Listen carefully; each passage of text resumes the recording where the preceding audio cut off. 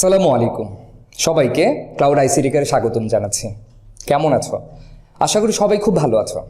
আজকে তোমাদের সামনে হাজির হয়েছে লজিক ফাংশন সরলীকরণের নতুন আরেকটি প্রশ্ন নিয়ে। তবে মূল পর্বে যাওয়ার আগে যারা এখনও আমাদের এই চ্যানেলটিকে সাবস্ক্রাইব করোনি তারা এখনই আমাদের এই চ্যানেলটিকে সাবস্ক্রাইব করে নাও, আর পাশে থাকা বেল আইকন বাটনটি প্রেস করো যেন আমরা নতুন নতুন ভিডিও আপলোড করার সাথে সাথে সবার আগে তুমি দেখতে পাও। আর যারা সরাসরি আমাদের সাথে যোগাযোগ করতে চাও, আমাদের ভিডিও ডেসক্রিপশন বক্সে আমাদের ফেসবুক পেজ এবং গ্রুপের লিঙ্ক দেওয়া রয়েছে। তোমরা চাইলে গ্রুপে জয়েন করে আমাদের সাথে সরাসরি যোগাযোগ করতে পারো। তাহলে চলো শিক্ষার্থীরা, আমরা আর দেরি না করে মূল পর্বে চলে যাই। প্রিয় শিক্ষার্থীরা, দেখতে পাচ্ছ তোমাদের সামনে একটি ফাংশন রাখা আছে। ফাংশনটি হচ্ছে a bar bc plus a b bar c plus a b c bar plus a b c। এই প্রশ্নটি আমরা যখন সলিউশন করতে যাব তখন মাথায় রাখতে হয় যে ফাংশনটার মধ্যে একটি বিশেষত্ব রয়েছে। এই ফাংশনটির প্রথমে a এর উপর বার, তারপরের ফেজে b এর উপর বার, তারপরের ফেজে c এর উপর বার এবং সবার শেষে যদি a b c থাকে, তাহলে মনে রাখতে হবে যে শেষের a b c তিনটা অ্যালফাবেট থাকলে that means a b c কে তিনবার ভাঙতে হবে। কেমন? তাহলে চলো, প্রথমে রয়েছে a bar bc plus a b bar c plus a b c bar plus বলা হয়েছে abc তিনটা অ্যালফাবেট, তাহলে abc কে তিনবার লিখব। abc plus abc plus abc। কেন? কারণ আমরা জানি যদি a plus a K a লিখতে পারি, তাহলে abc প্লাস abc কে আমরা abc লিখতে পারি। এখন তিনটা ভাঙার পরে প্রত্যেকটা ফেজের সাথে একটা একটা করে abc আমরা সাজিয়ে লিখব। তাহলে প্রথমে আছে a বার bc, এর সাথে একটা abc লিখব, সাজিয়ে লিখলাম abc। আবার a b bar c, a b bar c এর সাথে একটা abc সাজিয়ে লিখব।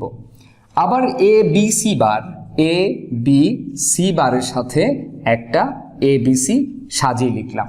কেন?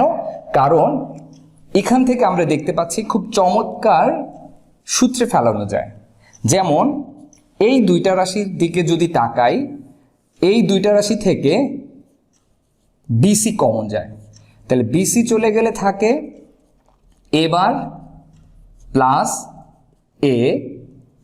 আবার দেখো এই দুইটার দিকে যদি তাকাই, তাহলে এই দুইটা থেকে ac কমন যায়, তাহলে লেখা যায় b বার প্লাস b। আবার এই দুইটা রাশির দিকে যদি তাকাই, তাহলে ab কমন যায়, তাহলে a কে লেখা যাবে c বার প্লাস c। এখন আমরা কিন্তু খুব সহজে a প্লাস a বারের মান আমরা লিখতে পারি। আমরা এর আগে ক্লাসে আলোচনা করেছিলাম a প্লাস a বার হলে এর মান হচ্ছে 1, তাহলে bc ইন্টু 1। আবার a প্লাস a বারের মান যদি 1 হয়, তাহলে b প্লাস b বারের মানও 1। এখন ac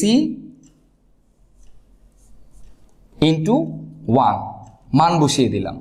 এখন a প্লাস a বারের মান যদি 1 হয়, তাহলে যথারীতি b প্লাস b বারের মানও 1, তাহলে এটা c প্লাস c বারের মানও 1 হবে, তাহলে ab ইন্টু 1। এখন আমরা জানি যে 1 এর সাথে যদি কোনো চলক গুণ অবস্থায় থাকে তাহলে চলক হয়। আমি আবার বলি, যদি কখনো কোনো 1 এর সাথে চলক গুণ অবস্থায় থাকে তাহলে সবসময় চলকটাই হয়। তাহলে এখানে বিসির সাথে যদি 1 গুণ করি, তাহলে বিসি একটি চলক, 1 গুণ করলে তাহলে কি হবে? চলকটাই হবে। আবার এই জায়গায় এসির সাথে যদি 1 গুণ করি, তাহলে এসি একটি চলক, এর সাথে 1 গুণ করলে চলক হবে। আবার এবি একটি চলক, এর সাথে যদি 1 গুণ করি তাহলে চলক হবে, অর্থাৎ এবি হবে। তাহলে এটি হচ্ছে আমাদের অ্যান্সার। তাহলে আমি আবার একটু বলি, আমাদের যে ফাংশনটা রয়েছে এটার যে বিশেষত্ব সেটি হচ্ছে, দেখবে প্রথমে এর উপর বার, তারপরেরটা বি এর উপর বার, তারপরেরটা সি এর উপর বার, এরপরে যদি এ বি সি থাকে তাহলে এই এ বি সিকে আমরা 3 বার ভাঙবো, কারণ এ বার বি সি একটা আছে, এ বি বার সি একটা আছে, এ বি সি বার একটা আছে। আমরা যদি এ বি সিকে 3 বার ভাঙি তাহলে প্রত্যেকটা রাশির সাথে একটা করে এ বি সি আমরা সাজিয়ে লিখতে পারি। তো এ বি সিকে আমরা 3 বার ভাঙলাম, এ বি সি যোগ এ বি সি যোগ এ বি সি। কেন আমরা এটা লিখতে পারি? কারণ আমরা পাশে দেখো সূত্র রাখা আছে, এ প্লাস এ ইকুয়াল এ যদি লিখতে পারি তাহলে A B সিকে A B C যোগ এ বি সি যোগ এ বি সি লিখতে পারি। তাহলে তৃতীয় নাম্বার লাইনে দেখো, প্রত্যেকটা এ বার বি সির সাথে একটা করে এবিসি নিয়ে আসলাম, এ বি বার সি এর সাথে একটা এবিসি নিয়ে আসলাম, এ বি সি বারের সাথে একটা এবিসি নিয়ে আসলাম। নিয়ে আসার পরে এই দুইটা রাশির দিকে দেখো, এখান থেকে কিন্তু বিসি কমন যায়, তাহলে থাকে এ প্লাস এ বার, আবার এসি এখান থেকে কমন যায় এই দুইটা থেকে, তাহলে থাকে বি প্লাস বি বার, আবার এখান থেকে এ বি কমন যায়, থাকে সি প্লাস সি বার। তাহলে আমরা কিন্তু সূত্র জানি যে এ প্লাস এ বারের মান 1, তাহলে এর মানও 1, বি প্লাস বি বারের মানও 1, তাহলে সি প্লাস সি বারের মান 1। এবং আমরা এটাও জানি চলকের সাথে যদি 1 গুণ করা হয় তাহলে চলক থাকে, আবার এসির সাথে 1 গুণ করলে এসি হলো, এ বির সাথে 1 গুণ করলে এ বি হলো। তো এটা হচ্ছে আমাদের একটি প্রবলেম। তো এইভাবে আমরা পরের প্রবলেমগুলো আলোচনা করব। তো প্রিয় শিক্ষার্থীরা, আজ এ পর্যন্ত। আবার তোমাদের সাথে দেখা হবে নতুন আরেকটি লজিক ফাংশন সরলীকরণ নিয়ে। সে পর্যন্ত সবাই খুব ভালো থেকো। আল্লাহ হাফেজ।